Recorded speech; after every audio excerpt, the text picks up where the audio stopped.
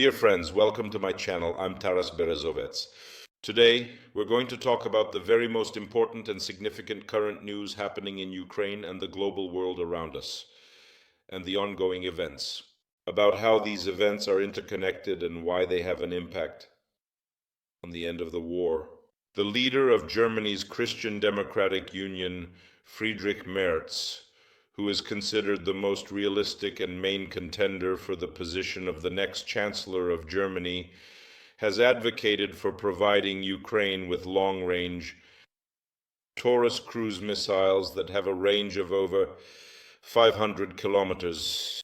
Merz advocates for Europe to play a greater role in resolving the war in Ukraine, as well as not to give the upper hand to the new US President Donald Trump. The Russian Ministry of Defense reported an attack with 6 Atacams ballistic missiles on a military airfield in Taganrog. According to the Russian Ministry of Defense, all the missiles were shot down by the air defense system or suppressed by electronic warfare. However, the reality, as always, is far from the fakes of the Russian Ministry of Defense. In addition, the Ukrainian Defense Forces blew up an oil depot in the Russian city of Bryansk. This has already been confirmed with the help of videos that are being shared, including by Russian channels. Russia continues to receive Western-made sniper rifles, first of all British, American, and Austrian, and the key role here is played by the post-Soviet countries, Kazakhstan, Georgia, and Kyrgyzstan, but that's not the end of the list. We're talking about at least 50,000 sniper rifles that Russia has received since the start of the war in Ukraine. The Washington Post reports that Ukraine provided crucial assistance to Syrian rebels in overthrowing Assad's regime, and that the Ukrainian military intelligence is allegedly involved in this. World media, particularly Reuters, Voice of America, and others, are reporting details of the meeting on December 7th at the Élysée Palace in Paris, which involved 3 presidents: Donald Trump, Emmanuel Macron, and Volodymyr Zelensky. In particular, they note the more than constructive approach of the newly elected American president, what the 3 leaders talked about. In an interview with Paramount, Donald Trump revealed some details and stated that ending the war in Ukraine will be the main priority of his administration. Even more important than the situation in the Middle East, US intelligence warns of the risks of a strike by the Russian ballistic missile Oreshnik in the very near future. Clearly, Putin has decided to put his threat into action. And finally, a secret memorandum from Biden, the legacy of the 46th president for the 47th. What secret directives regarding US policy towards Iran, China, Russia, and North Korea could the 46th president have left behind? So, with the early elections to the Bundestag approaching, which I remind you will take place at the end of February 2025, the pressure on the current administration of Olaf Scholz is increasing. The main contender for the position of the next chancellor is already considered to be him by the German press. Friedrich Merz, the leader of the Christian Democratic Union, CDU, stated that he is already ready to provide Ukraine with cruise missiles with a range of over 500 kilometers if he wins the early elections to the Bundestag. In addition, Merz advocated for an increased role of the European Union in international affairs, particularly the resolution of the situation in Ukraine, so as not to hand over leadership here to the next American administration under Donald Trump. Merz's chances of becoming chancellor are considered quite high, taking into account the failures, domestic policy, budget deficit issues, unresolved by coalition. Germans blame Chancellor Scholz for not deciding on Ukraine's missiles.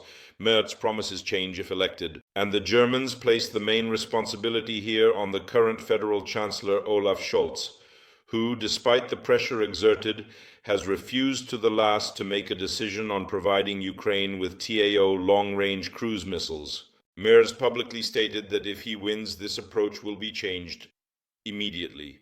He mentioned this in particular during an interview with the leading German publication Bild, while on his unannounced visit to Kiev, which he made right after German Chancellor Scholz.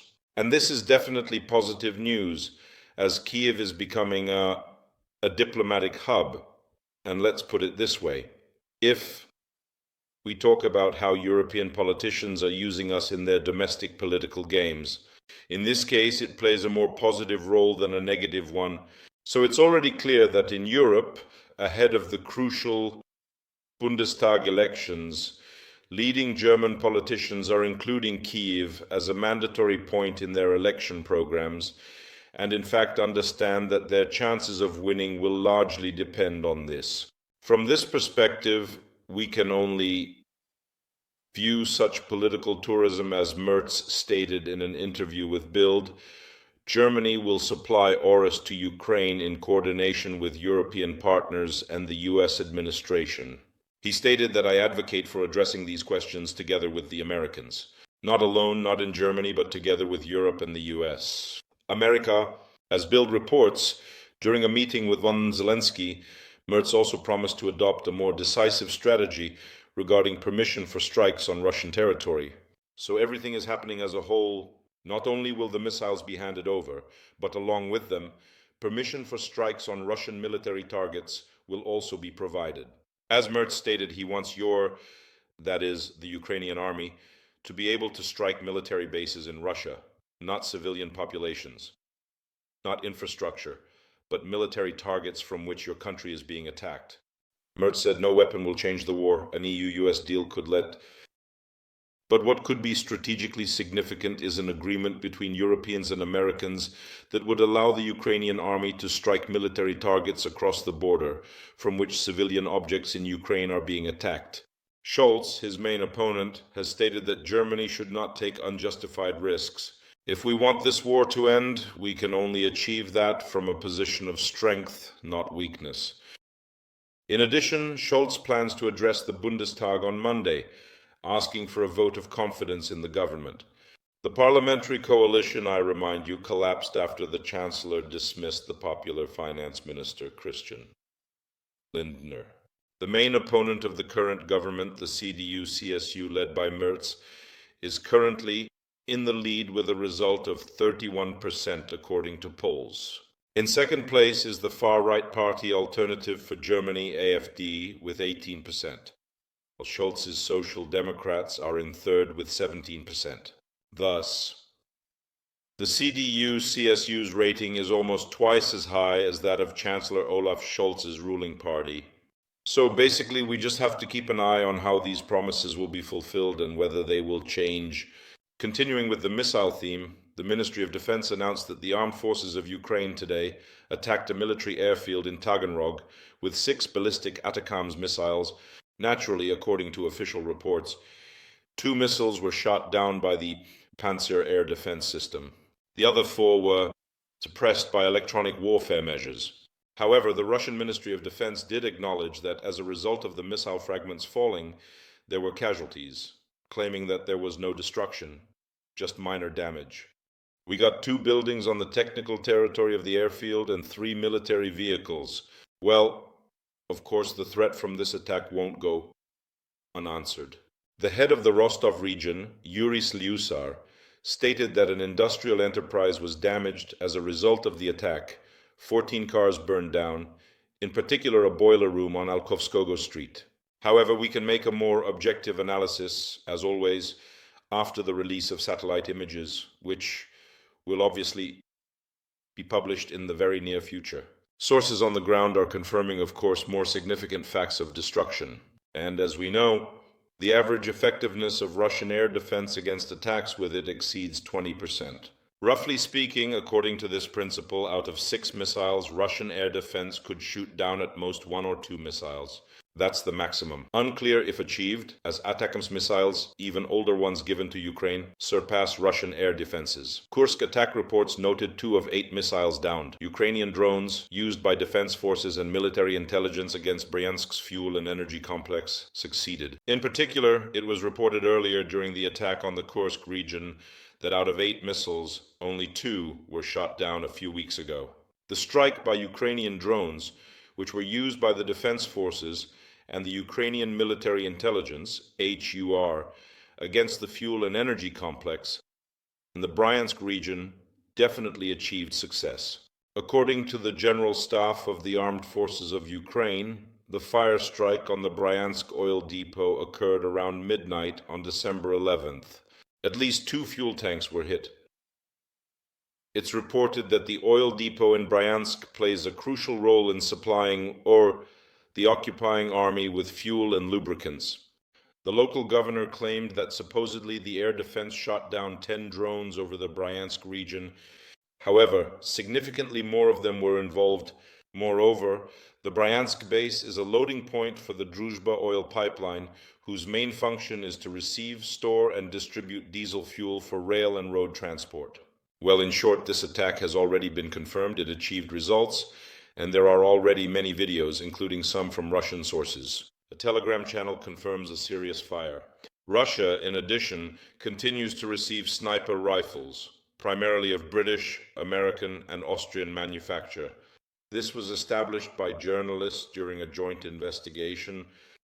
The publications Zainsider, Investigase, Irpi Media, and Vlast are from Russia, the Czech Republic, Italy, and Kazakhstan, respectively. In particular, it has been established from open data that Russian snipers in occupied Crimea are using American Desert Tech CRC rifles, British Accuracy International AXSR rifles, and Austrian Steyr Mannlicher SSG rifles. According to statistics, the export of rifles and weapons from the European Union, Turkey, and the United States through Kazakhstan, Kyrgyzstan, Georgia, and Armenia rose to 53,211 from 2020 to 2023. This year, it has increased to 53,211 units, 3,211 units.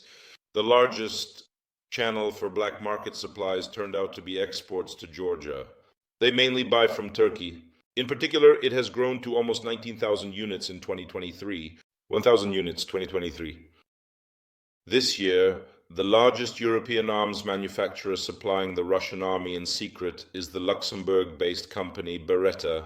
In addition, the Russian army is receiving sniper rifles from Germany, specifically from Hans Vragi Enko in Hamburg. And it's reported that this export mainly goes through Kazakhstan in this case. Well, as they say, in this case, actions speak louder than words. In Kazakhstan and Georgia, both regimes are pro-Moscow authoritarian and comprador. For Kazakhstan, this was clear from the start.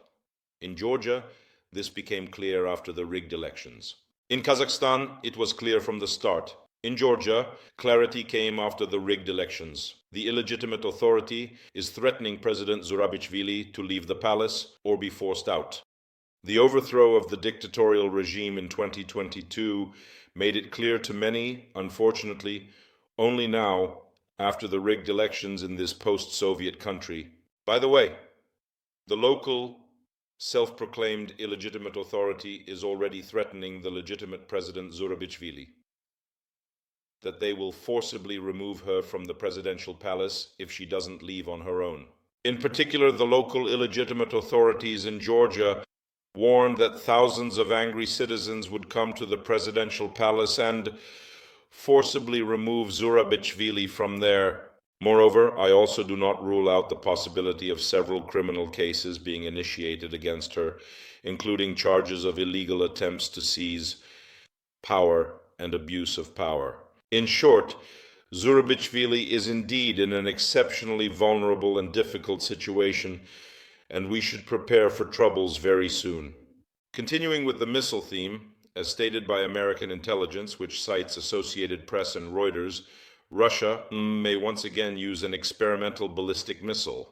Most likely, it's the ICBM Oreshnik, also known as R-26, which is set to strike Ukraine in the coming days.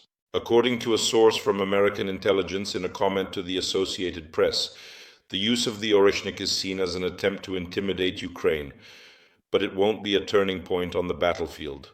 According to American intelligence, and I've mentioned this several times, Russia has a very limited number of such missiles, and they carry a smaller warhead than other missiles that have also been launched at Ukraine.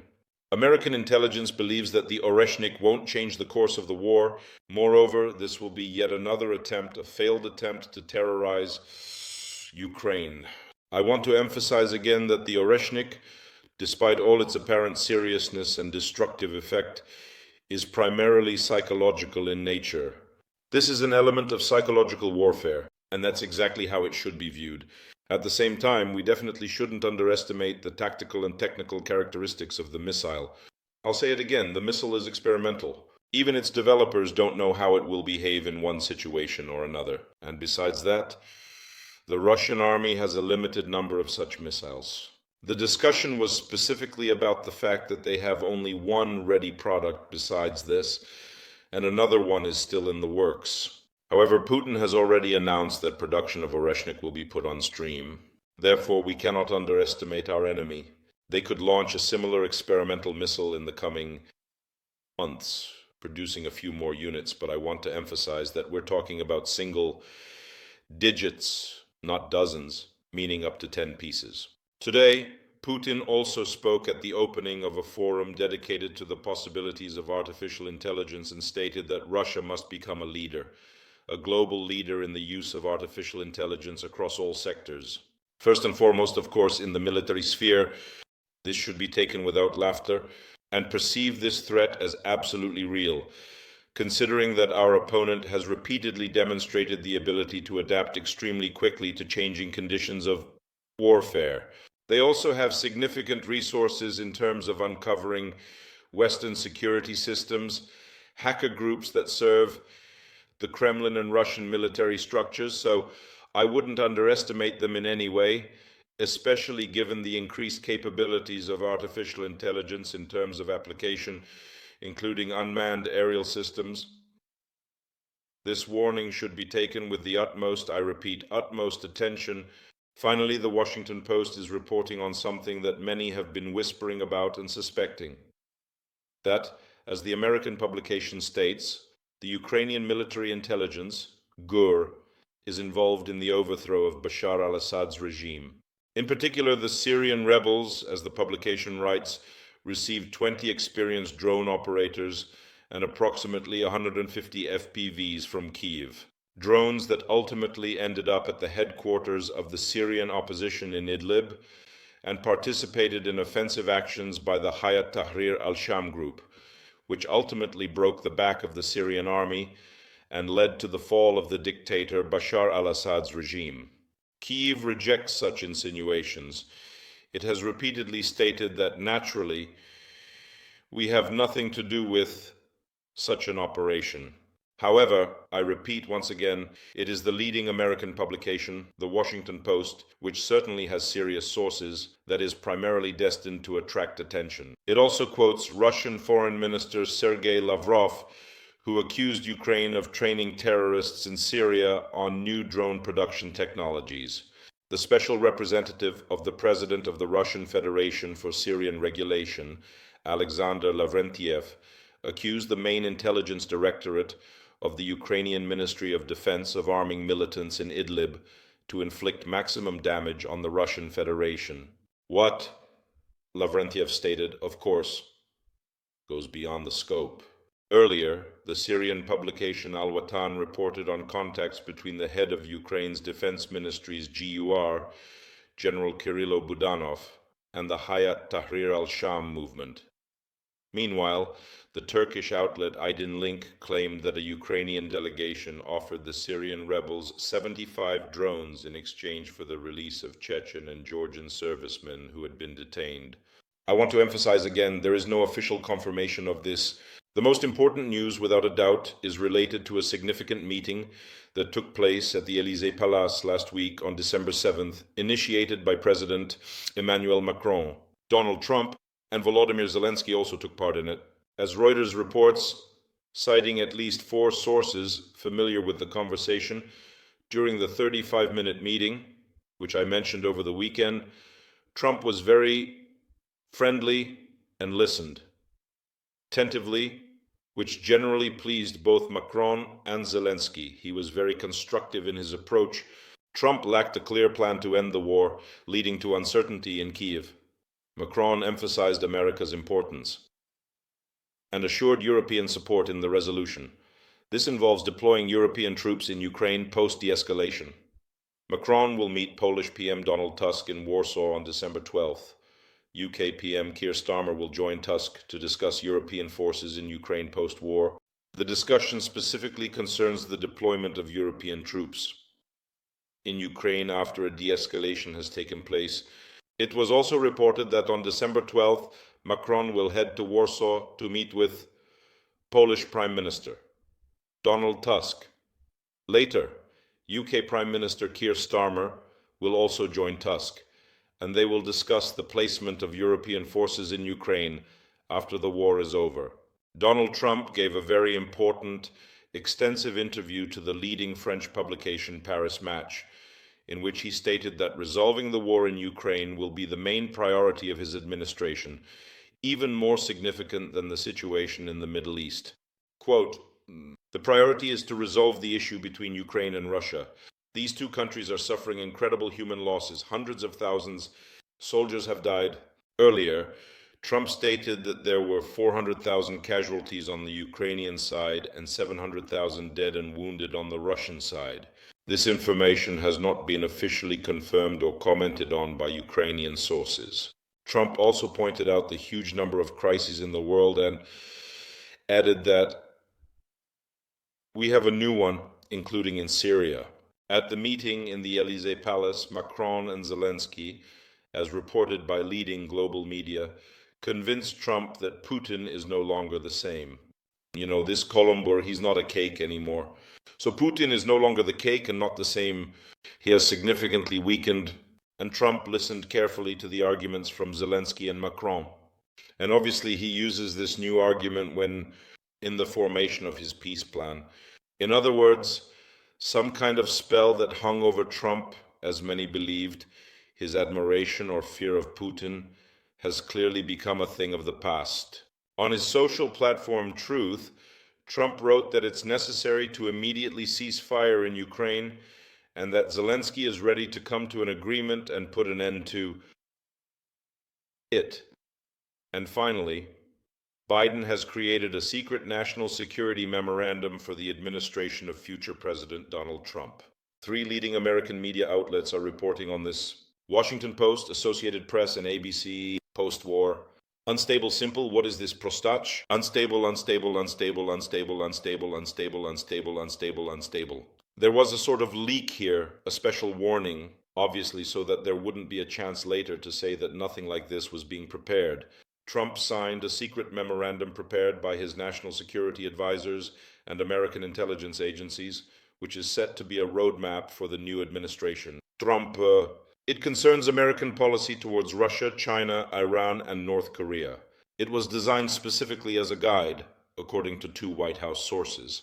This is not just advice, but a real guide for the next administration so that they can get up to speed right away. Obviously, this secret memorandum will be presented to Trump and his team for their attention even before the inauguration on the 20th. It's also reported that the incoming U.S. administration is looking to coordinate its actions on national security issues during the transition period. It's said that Trump's advisors are more than constructive, while Biden isn't trying to corner the Trump administration into any specific decisions, to frame it or push him towards one decision or another. Naturally, the memorandum will not be published due to its secrecy. However, the very fact of publishing its existence, I repeat, is connected first and foremost with putting pressure on the Trump administration, so that later his witnesses do not say that we did not receive anything, we were not warned, we started from scratch. Well, naturally, this has sparked wild interest among all the world's media, and now everyone will certainly be trying to figure out what exactly Biden is passing on, what legacy he is leaving for the next U.S. president, the 47th president, Donald Trump. Well, we'll be waiting for reliable sources to publish information while also engaging in some conspiracy theories and speculation. That's definitely for me. Let the so-called experts handle that. Thank you, friends, for watching this video. Take care of yourselves. Make sure to subscribe to the channel, like, share, and comment. Don't forget to recommend the video to your friends and acquaintances. Glory to Ukraine, glory to the armed forces of Ukraine, glory to the Ukrainian Special Forces, glory to the Ukrainian Territorial Defense Forces. This was Major Taras Berezovets of the Ukrainian Army. Friends, see you next time. Bye-bye.